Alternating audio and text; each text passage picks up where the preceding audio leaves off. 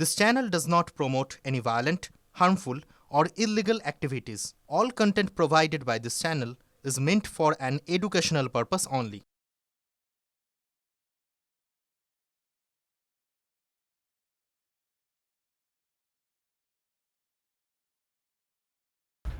Press কর্নারে এই মুহূর্তে সব থেকে বড় ব্রেকিং, পুজো কমিটি হিসেব দিলে তবেই অনুদান। পুজো অনুদান মামলায় নির্দেশ দিল হাইকোর্ট। এই মুহূর্তে সব থেকে বড় খবর, পুজো কমিটি হিসেব দিলে তবেই অনুদান, ঢালাও দেদার অনুদান নয়। পুজো কমিটিকে আগে হিসেব দিতে হবে, তারপর অনুদান মিলবে। পুজো অনুদান মামলায় এবার নির্দেশ, কড়া নির্দেশ হাইকোর্টের। আমার সহকর্মী সিজার মন্ডল এই মুহূর্তে আমার সঙ্গে রয়েছেন সরাসরি। সিজার, জানতে চাইবো এক্স্যাক্টলি কি নির্দেশ হাইকোর্টের তরফ থেকে এসেছে? দেখো, পুজো অনুদান মামলায় বিচারপতি সুজয় পালের ডিভিশন বেঞ্চ আজকে খুব গুরুত্বপূর্ণ একটি নির্দেশ দিয়েছে। সেখানে বলা হয়েছে যে 2024 সালে অর্থাৎ এর আগের বছরে যে সমস্ত ক্লাবকে পুজো অনুদান দেওয়া হয়েছিল তারা সেই নির্ধারিত যে অনুদানের টাকার যে ইউটিলাইজেশন সার্টিফিকেট বা কিভাবে তারা সেই টাকা খরচ করেছে সেই হিসেব তাদেরকে দিতে হবে এবং আগামী 1 মাসের মধ্যে সেই হিসেব জমা দিতে হবে। তাহলেই তারা কিন্তু এই বছরের অনুদানের টাকা পাবে এবং সেই হিসেব যদি তারা জমা না দেয় তাহলে কিন্তু কোনোভাবে সেই অনুদান দেওয়া যাবে না। গত বছর অর্থাৎ 2024 সালে 2876টা ক্লাবকে এই পুজো অনুদানের টাকা দেওয়া হয়েছিল এবং তাদের অনেকের কাছ থেকে কিন্তু সেই টাকার যে হিসেব সেই হিসেব পাওয়া যায়নি। আর এই জায়গাতে বিচারপতির মন্তব্য যে সরকারি টাকা গোলামকুচের মতো এইভাবে খরচ করা যায় না এবং সেই কারণেই এই হিসেব চাওয়া হচ্ছে। তাহলে এক্ষেত্রে এখন যে ক্লাবগুলো এখনো পর্যন্ত অনুদান পেয়ে এসেছে সেই ক্লাবগুলো তারা একটা হিসেব দেবে, যেরকম যে কোনো ক্ষেত্রে খরচের হিসেব দেওয়া হয়।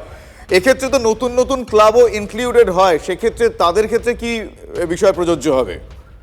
দেখো, নতুন ক্লাবের ক্ষেত্রে অবশ্যই এই বিষয়টি প্রযোজ্য হবে না, কিন্তু যারা গত বছরও ক্লাব পেয়েছে বা তার আগের বছরও পেয়েছে তাদেরকে যে কোনো সরকারি টাকা খরচের কিন্তু একটা সরকারি বা যে কোনো সংস্থার টাকা খরচের একটা নির্দিষ্ট নিয়ম রয়েছে এবং সেই টাকা খরচ কি কবে হয়েছে সেই খরচের হিসেব সামগ্রিকভাবে জমা না করলে সেটার অ্যাকাউন্টেবিলিটি যদি না থাকে তাহলে সেই খরচটা যদি অ্যাকাউন্টেবল না হয় তাহলে সেটা সরকারি টাকার কিন্তু সেটা কিভাবে খরচ করা সম্ভব নয়। সেটাই কিন্তু আজকে আদালতে এটা স্পষ্ট করে দেওয়া হয়েছে এবং সেই জায়গা থেকে বিচারপতি সুজয় পালের ডিভিশন বেঞ্চের এই রায় এই পুজো অনুদান মামলায় অত্যন্ত গুরুত্বপূর্ণ হয়ে দাঁড়াবে। কারণ গত বছরও যে ক্লাবগুলোকে এই অনুদানের টাকা দেওয়া হয়েছিল তার মধ্যে একটা অংশ যেমন তারা ক্লাবের খরচের হিসেব দিয়েছিলেন, আবার অনেকেই হিসেব দেননি এবং সেই জায়গাটাই কোথাও কিন্তু নুটডাউন করেছে।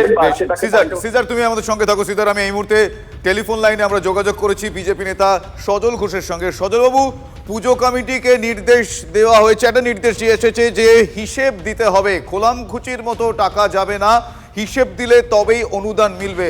আপনি নিজে একটা কলকাতার অত্যন্ত গুরুত্বপূর্ণ পুজোর সঙ্গে যুক্ত, আপনার কি মনে হয়, আপনি কিভাবে দেখছেন হাইকোর্টের এই নির্দেশকে?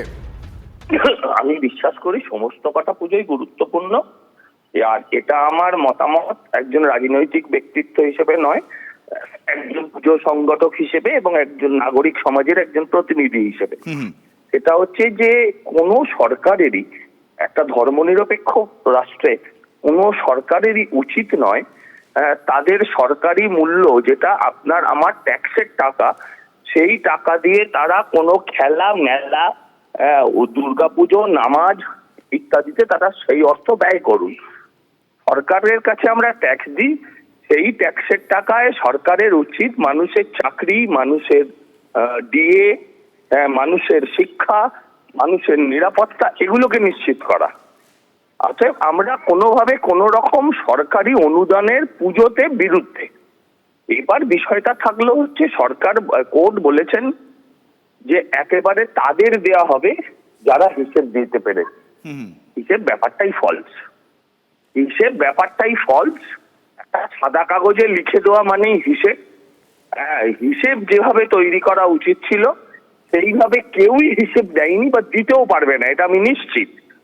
অতএব এই যারা এই অন্যায় বা ফলস কাজটা যারা ফার্স্ট কাজটা যারা করতে পারেননি, সরকার বা কোর্ট তাদের নির্দেশ দিয়েছে তাদের টাকা দেওয়া হবে না।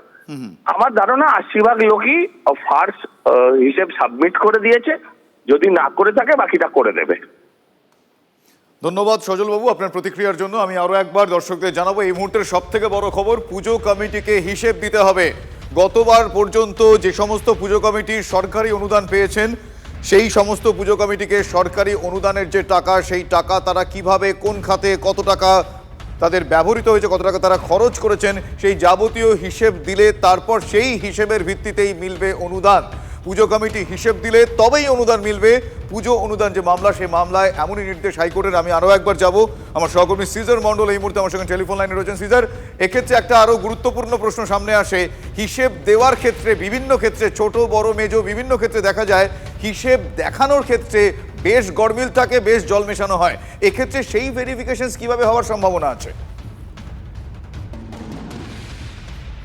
না, কোনো কারণে বোধহয় সিজার মন্ডল আমার সঙ্গে নেই এই মুহূর্তে। আমি আরো একবার যোগাযোগ করার চেষ্টা করব। কিন্তু মমতা বন্দ্যোপাধ্যায় পুজো অনুদান নিয়ে এক্স্যাক্টলি সেদিন কি বলেছিলেন? যেদিন ঘোষণা হলো যে টাকা আরো বাড়লো, আনন্দে ফেটে পড়লেন পুজো উদ্যোক্তারা। সেই সময় মমতা বন্দ্যোপাধ্যায় কি বলেছিলেন আমি পিসিআরকে বলবো আমরা একবার স্মরণ করি সেই বক্তব্যের সেই পার্টটুকু একবার শোনাতে দর্শকদের জন্য। দেখি কোন কারা কি চায়। 90, 95, 1, ওকে 1,10,000।